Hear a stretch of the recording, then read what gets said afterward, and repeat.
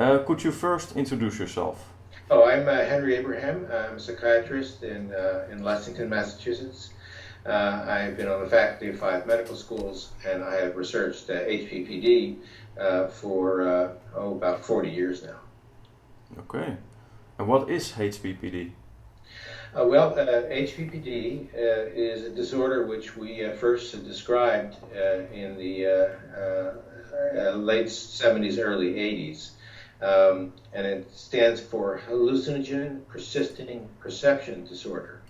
It's a problem that comes from the use of certain psychoactive drugs, and it comprises a collection of well described and well experienced chronic sensory disturbances, mostly in the visual modality. Including things like visual snow, which is a topic close to your heart, but after images of a large variety, trails, what I call pareidolia, images within images, flashing of lights, distortions of space, in which there is what we call dysmegalopsias. That is the seeing of changes in the sizes and shapes of objects, okay. And halos around objects. There's a list of about 12 or 14 well documented symptoms that are associated with HPPD. Okay. And due to the similarities between visual snow and HPPD, do you think it's the same condition, or is it a distinct condition from visual snow? That's a great question. I have seen a number of patients with visual snow who have no hallucinogenic exposure. Although in my studies, 95% of the folks, or 98% of them, have had use of LSD, psilocybin, peyote, mescaline, in pure form, MDMA. Recently, we've seen a fair number of cases from MDMA. But there are individuals who, in fact, are rock solid, non-drug exposed individuals who, in fact, suffer a number of these symptoms, including visual snow. We actually, when we first described this phenomenon, we didn't call it visual snow. We got fancy and used a Greek word we made up called aeropsia, which means seeing of the air. Yeah. And there are a number of folks who complain of having a texture over their visual field, and seeing myriad dots in the air, either translucent, transparent, or in color. Yeah. And they do that all the time, and that certainly is part of the HPPD syndrome at times. And it's also independent of the HPPD process. So the question is it the same? It's phenomenologically the same, and at the end point in the neurophysiology, it's the same. In other words, I think it's the same problem in the visual processing apparatus of the brain, but it probably is triggered by different means. Yeah. For example, this is it's very interesting stuff. I mean, I've been studying this a long time, so I hope you have a lot of tape here. Of course, yes. We've seen a number of cases of individuals who develop HPPD, or not HPPD, the visual disturbance, the chronic perceptual stuff, that are people who don't abuse hallucinogenic drugs, who don't have migraine, who in fact don't seem to have anything, but some of them have Lyme disease. And that's a very interesting thing. A very small number I've seen have had cancers. A very small number have had seizure disorders. And so when someone comes to me and says, I have HPPD, I say, well, that's great. Well, let's make sure you don't have a brain cancer or some really terrible thing that people were overlooking. Yeah. So the bottom line is that I think the visual phenomenology that we're describing probably has diverse causes. and I happen to have studied that one cause that is triggered by hallucinogenic drugs operating at the 5-HT2 receptor. I mean, that's sort of what I've been doing, but there are other causes, and it's like saying, is paralysis caused by one thing? No, paralysis can be caused by many things. That's a motor disorder. Yeah. It involves a part of the brain, but there are many things that can affect that part of the brain. And I think visual snow is that kind of problem as well. We know we're beginning to track down where in the brain it occurs, and but the causes of it were, I know one cause, HPPD, the hallucinogen cause, but there are other causes as well, and I think that's what's kind of exciting in the field, and that's also what the challenge is. Yeah. So a range of things can cause this condition. I think that's an open hypothesis. Yeah. My feeling is that, I think, I've seen it in a number of cases that are independent of drug use. Yeah. So. Okay. Then the next question is kind of similar to the previous one. Do you think that HPPD patients may also have hypermetabolism in the lingual gyrus as identified in the visual snow syndrome patient study? That's a great question. I love that study. I think that's one of the that's the most recent solid study in the field, and it's great stuff. It essentially points to an abnormality in the occipital cortex. Yeah. And that thrills me, because we have shown in our imaging studies using quantitative electrophysiology that's where it takes place in HPPD. We have problems in the occipital cortex, and we have problems in the non-dominant temporal parietal cortex. These are parts of the brain that process visual information, and so it makes sense to find problems there, and it's conceptually validating to see that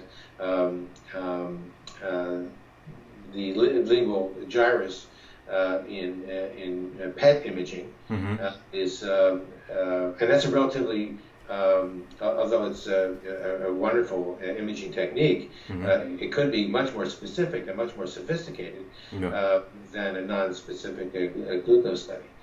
So that's great. I think that's a very interesting place to look at the brain and to describe a finding that is certainly consistent with our own finding. Okay. Then the next question would be, what kind of scans will show abnormality with patients with visual snow or HPPD? What kind of typical scans would show? Well, I think it's a really good question, and I think you're zeroing in on one tree in the forest, and it's a good tree. It's an interesting tree. It'll bear fruit, but the forest is, I think, more appealing. And and I think for general consumption, unless you're running a PET lab, and you can begin scanning for serotonin receptors and dopamine receptors, etc., which is a wonderful, really great stuff to do. That's a rifle bullet, and I think the field needs a shotgun. It needs a broad research approach that covers a number of different areas. Neuroimaging being one of them, certainly an excellent tool. But in addition to those, SPECT scanning is unexplored, much more economical technology, which might yield some interesting findings. I think identifying where in the brain this process occurs is a good question to answer, but it's not the definitive answer. It's not going to give relief to anyone who suffers from this problem. And so judicious clinical trials, open and double-blind and placebo-controlled, are really important things to be doing. And there are a number of candidate medications might be considered. We've done that to a modest extent, and actually have made some progress in that. The whole benzodiazepine finding really began with observations of ours that benzos relieved but did not cure HPPD symptoms. And that may be branching off into another point that folks with HPPD often have depressive disorders and anxiety disorders. And maybe we're treating the anxiety, which we certainly are, and bringing that down. And as we bring that down, we bring down the hypersensitivity to visual stimuli, which constitutes HPPD. But so there's a variety of different approaches. Psychophysics, I really am a fan of psychophysics. It's not very expensive. It's not invasive. Doesn't involve chemicals. Doesn't hurt people. And it has been the single most robust finding that we've had in this whole field.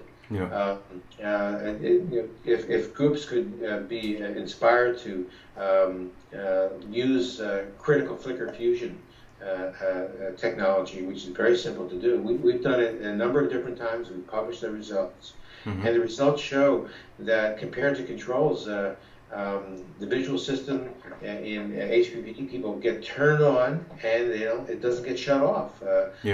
And the effect size is very big. They're considerably worse than controls in shutting off flickering light. So that's a very simple thing, and the simplest thing at all. This study hasn't been done except in my office, and I haven't really published these data because I haven't controlled it carefully enough. But pupillary diameter is a terrific measure of autonomic arousal. And of course, it's influenced by drugs, and you have to have drug-free people when you study it. But my finding preliminarily is that HPPD people in particular seem to have bigger pupils than other people. Well, that's a phenomenal little finding. You don't need a big lab or isotopes or anything. You just need a little yardstick to measure people's pupils.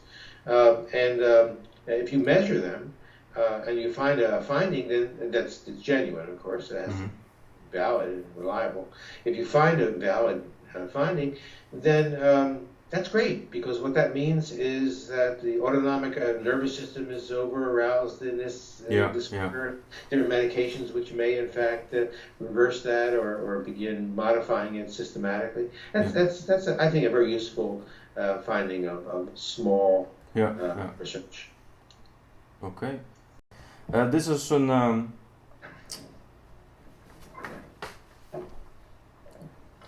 Take my drug. This is my drug. Wow, it's much more healthy than what I'm taking. This is a personal question. I don't know if you could answer it. Sure, try me. This is from my personal experience. I tried Lamictal from Professor Ferrari. I stopped my old medication, Seroquel and flufolaminilate. That's an antidepressant.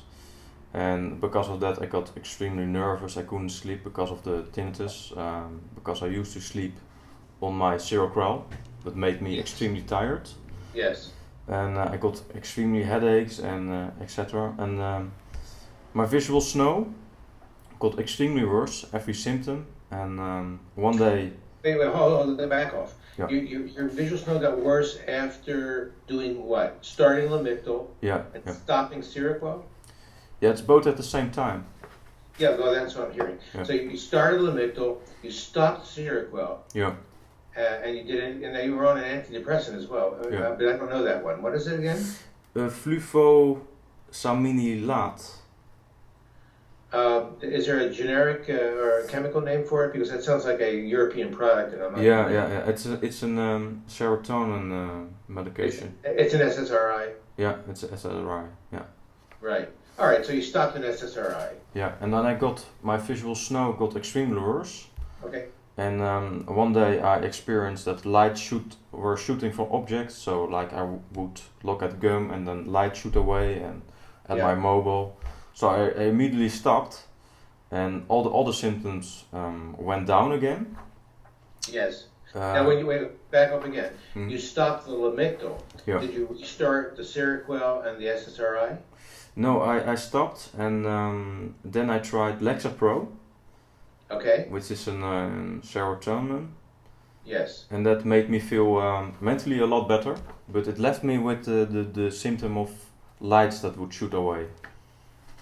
Lights that would shoot away? Light Yeah. rays. Light rays, like for instance, Light rays. Yes, Yeah, I yeah. understand. have you any idea what could cause that? Would it be the Lamictal? Would it be? Well, yeah. Okay. Well, you're.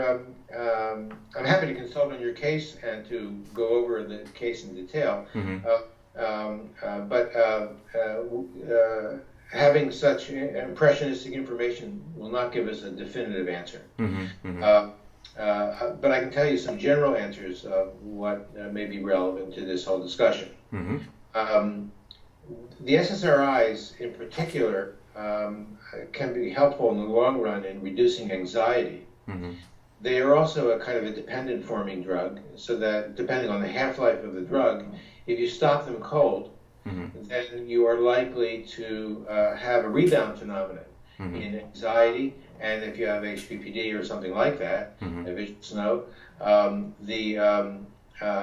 the symptoms are likely to get worse as your anxiety gets worse, as Yeah. your SSRI falls. Yeah. So it may be that stopping the SSRI abruptly, especially, I don't know the drug or the potency or the dose Mhm. that you're taking, but that's an important consideration. We know, for example, if you're taking paroxetine, that's a classic SSRI, Mhm. at a large dose and you stopped it cold, you would have a very hard time. It would be, and the HPPD could transiently get worse. Yeah. Now, there are other issues here. Seroquel. Well, Seroquel is not the world's worst serotonin 2A blocker. Mhm. But taking a serotonin 2A blocker, or a dopamine blocker for that matter, a D2 blocker, Mhm. an antipsychotic drug, they're commonly antipsychotic drugs, and Seroquel is. Taking those drugs can at least transiently make HPPD worse. Mhm.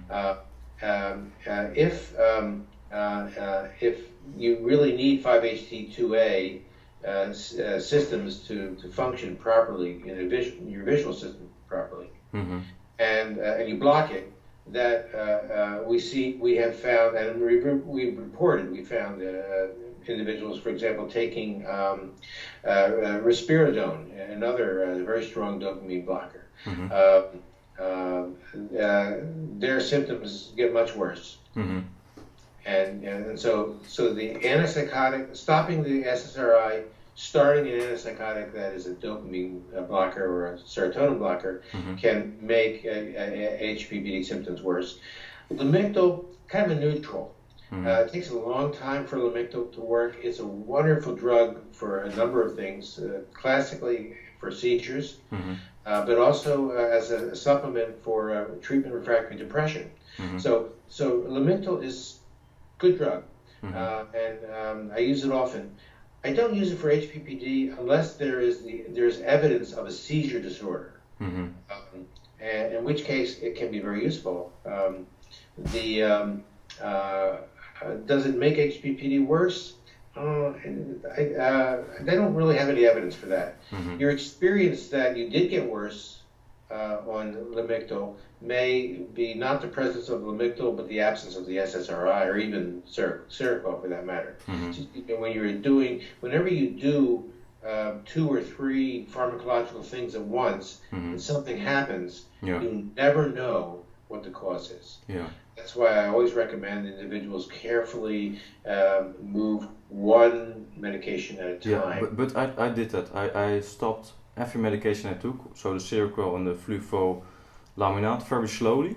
So I didn't took anything. Well, that was good.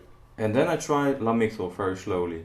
So there was a washout period Yeah, between yeah. drugs? But it was a horrible period for me because I had severe anxiety. I couldn't sleep because nowadays I put on my iPad with rain for my tinnitus. Yes. And I used to sleep on the Seroquel because it made me extremely tired, and then I just fall off into sleep. Well, if the Seroquel did not harm your visual snow, and it was helping with your sleep, I think empirically, you would probably be inclined to want to stay with the Seroquel. I think the Lamictal is a noble try, but obviously your personal experience is negative, and there's so much we don't know about this disorder. We have to respect with great humility the reports of the patients who have peculiar experiences. Because they're not making things up. They're telling you the truth, and you have to work with that truth to make progress. So it could be the stopping of my old medication and maybe the anxiety and the headaches. Of course, SSRIs are good for anxiety. You take away your anxiety preventer, and you take away Seroquel, which also helps anxiety. And even though it was a slow withdrawal, it sounds like your baseline anxiety was very strong. Severely. And the Lamictal is not going to really make much progress in that area. Okay. It's like a mental cold turkey. A mental cold turkey. So it's okay. Well, the way you describe it, it sounds like cold turkey. You didn't stop abruptly. You gently came off. Okay. Do you expect that visual snow or HPPD is a chronic disease requiring long-term treatment? Hey, wat gebeurt er? It's a chronic disease for sure. I wish we had long-term treatment because then we would be very happy and people would feel a lot better. The problem is we don't have long-term treatment that's very effective. And I think that's what we're searching for. And I and my colleagues would love to have long-term treatment. What are your future plans in relation with research? You said you're almost at the end of your career. My career is winding down as a researcher. I don't have a lab anymore. I've had several labs and done a lot of this work, but I really am happy to serve as a sort of a gray evidence for other research teams that are interested in hearing what an old fart like myself has to say about this problem. Okay. We talked about the research of Dr. Schenken and Professor Goadsby. Yes. You would like to address something about the fundraiser? Oh, well, I mean, my goodness, this is, I did all my research using my own personal time and money. I've had other grants. Oh, well, I have to confess now that I'm online. I would take from one grant and then support my HPPD research to a certain extent because of my scientific curiosity and the problem. But it's very hard to come by HPPD funds. It's the funders are few and far between. They're not terribly educated in terms of what they want. Everyone wants the same thing. They want, quote, the cure. And of course, it's a reasonable human kind of situation, but you have to remember that it costs the typical drug company $1 billion to bring a new drug to market. And I think what we really need is a firmer scientific understanding of what the pharmacodynamics are that cause HPPD in the first place. That gives us a chance to reverse it because we have a scientific rationale to pursue. Otherwise, we're really like blind men in a dark room. We're not proceeding in any rational and logical way. So the supporting of the research is very important. Absolutely, hugely important. Okay. Hugely important. Oh, that's. One other point about the research funding. One of the reasons it's not funded so well is that many people in the field, in my own field, in psychiatry and neurology, don't know anything about it. The average person who comes to me sees 6 previous doctors who are shrugging their shoulders before they knock on my door. Yeah, exactly. And that's appalling. I mean, I wish that it would be the second or third doctor that says, oh yeah, this is HPPD, let's work on it. Yeah. But that is rarely the case.